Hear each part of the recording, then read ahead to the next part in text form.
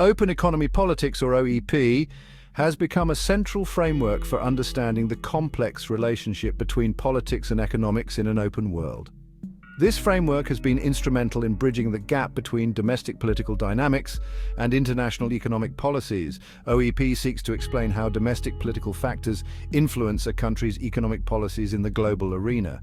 It delves into the intricacies of how internal political pressures and interests shape external economic strategies. It focuses on the interplay of interests, institutions, and ideas in shaping national responses to international economic challenges. This triad forms the backbone of OEP, providing a comprehensive lens through which to view economic policy decisions. OEP has gained significant traction due to its systematic approach to analyzing complex phenomena. Its structured methodology allows for a detailed examination of the multifaceted nature of economic policymaking. By disaggregating the policy process into distinct stages, OEP provides a structured way to examine how domestic politics shape international economic outcomes. This segmentation helps in identifying key decision points and the actors involved. This approach has been particularly useful in understanding areas like trade policy, foreign investment, and exchange rate policy. These areas are critical for comprehending the broader implications of economic decisions on a global scale. However, as with any dominant paradigm, OEP has faced its share of criticism. Critics argue that its focus may be too narrow, potentially overlooking other significant factors. One of the most prominent critiques comes from Thomas Oatley in his work The Reductionist Gamble. Oatley challenges the core assumptions of OEP, urging scholars to consider alternative perspectives. Oatley argues that OEP's emphasis on domestic factors comes at the expense of a broader understanding of international political and economic processes. He believes this imbalance skews the analysis and limits its explanatory power. He contends that this reductionist approach limits the ability of OEP to fully explain the dynamics of global economic policymaking. This critique has sparked a significant debate within the academic community. This essay delves into Oatley's critique of OEP, exploring its implications for the study of international political economy, or IPE. It aims to provide a balanced view of the strengths and weaknesses of OEP. By examining the limitations of reductionist approaches, we aim to highlight the need for more comprehensive frameworks that account for the systemic nature of global economic governance. Such frameworks could offer a more holistic understanding of the interconnected world we live in. Thomas Oatley's central critique of OEP revolves around its methodological reductionism, which he believes fundamentally limits its analytical scope. He argues that OEP tends to overemphasize the role of domestic factors in explaining international economic outcomes, often at the expense of broader, more systemic considerations. While acknowledging the importance of domestic politics, Oatley contends that OEP often overlooks the significant influence of international processes and the intricate web of global interactions. Oatley argues that this reductionist approach leads to an incomplete understanding of global economic policymaking, missing out on the complexities that define international relations. By focusing primarily on domestic factors, OEP fails to adequately account for the systemic nature of the international economy, which is inherently interconnected and interdependent. Interdependence, according to Oatley, is not merely a constraint on domestic policy choices, but a defining feature of the global system that necessitates a different analytical lens, one that is more holistic. Oatley further critiques OEP for its tendency to treat states as unitary actors, a simplification that he finds problematic. This assumption, he argues, obscures the complex interplay of interests and actors within states that shape national preferences and policy choices, leading to a skewed analysis. By neglecting the internal dynamics of states, OEP risks oversimplifying the policymaking process and overlooking crucial sources of variation in national responses to global economic challenges, which are often multifaceted.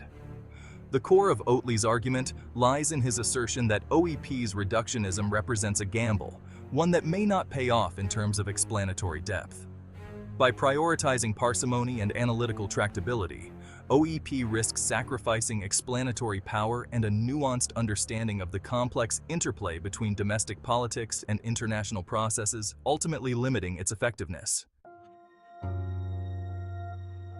OEP often employs a three-subsystem framework, dividing the international political economy into distinct spheres: the international political system, the international economic system, and the domestic political system. This division aims to simplify the complex interactions within the global economy.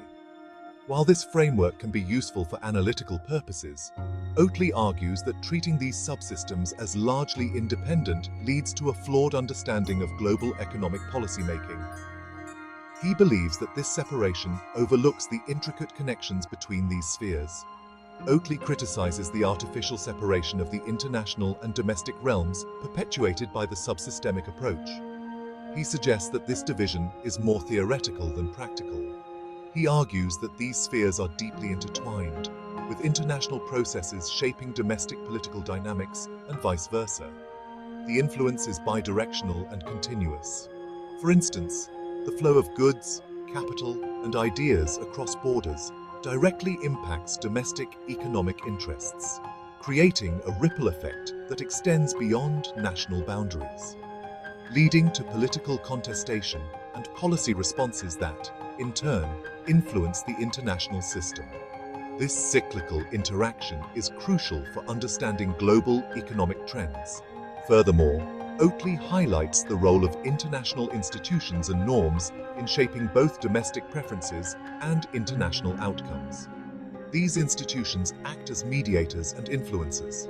Institutions like the World Trade Organization and the International Monetary Fund not only constrain state behavior, but also shape the very terms of economic policy debates within states.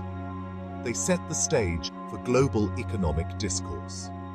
This interconnectedness between the domestic and international realms underscores the limitations of analyzing them in isolation. A more integrated approach is necessary. Oatley's critique of the subsystemic approach emphasizes the need for a more holistic perspective on international political economy. He advocates for a comprehensive view that considers all variables. By recognizing the interconnectedness of the international and domestic spheres, we can better understand the complex interplay of factors that shape global economic governance. This understanding is key to effective policymaking. One of the key areas where Oatley critiques OEP's reductionism is in its analysis of tariff policies. Traditional OEP models often explain tariff levels as a function of domestic interest group politics. These models emphasize the role of industries seeking protection from foreign competition in lobbying governments for higher tariffs. While acknowledging the influence of domestic interest groups, Oatley argues that this explanation is incomplete. He points out that tariff policies are also shaped by international factors, such as reciprocal trade agreements and the threat of retaliation from trading partners. Ignoring these international constraints can lead to an overestimation of the influence of domestic politics on tariff setting. Oatley argues that a more complete understanding of tariff policies requires considering the interplay between domestic and international factors. For example, the ability of a domestic industry to secure protectionist measures may be constrained by the country's international trade commitments or the potential economic and political costs of a trade war. A comprehensive analysis of tariff policies must therefore account for both the domestic political pressures and the international economic and political context.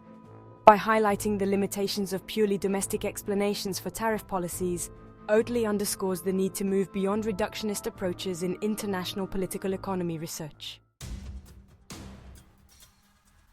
So, when we talk about international finance, there's this crucial element that often gets overlooked. It's like, we focus so much on trade policies and political agreements, but we kind of miss the underlying financial structures that actually support all of this.